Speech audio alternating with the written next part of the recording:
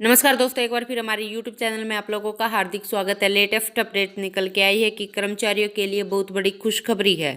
दोस्तों, कर्मचारियों की बढ़ जाएगी पेंशन की रकम। 20,000 रुपये के बेसिक पर मिलेंगे 8,571 रुपये। तो जानिए कैसे।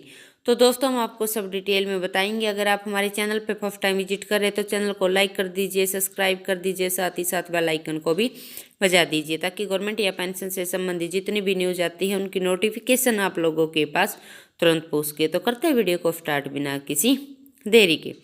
दोस्तों, ईपीएस के तहत अब कर्मचारियों को मिलने वाली पेंशन की रकम में बढ़ोतरी हो सकती है।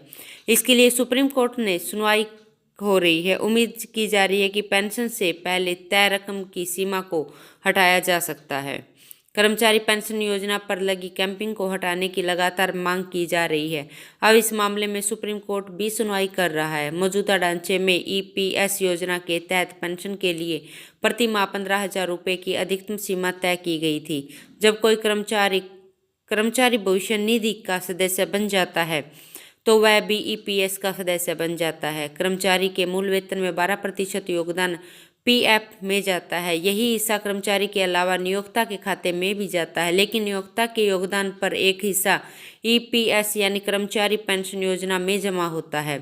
ईपीएस में मूल वेतन का योगदान 8.33% है। हालांकि पेंशन योग्य वेतन की अधिकतम सीमा 15,000 रुपये है। ऐसे में पेंशन फंड में हर महीने अधिकतम 1,250 रुपये ही जमा किए जा सकते हैं।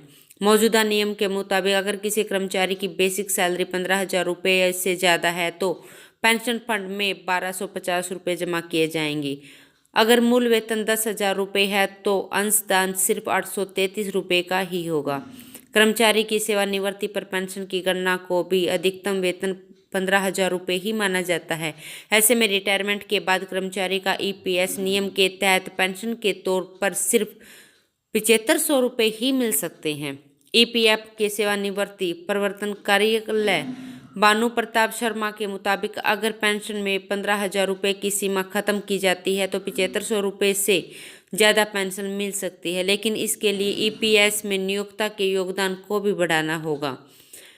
ईपीएस गणना के लिए जो फॉर्मूला अपनाया गया है, तो ईपीएस गणना क्या फॉर्मूला बराबर है मासिक पेंशन बराबर है पेंशन योग्य वेतन गुणा में ईपीएस खाते में योगदान की संख्या बटे में 70।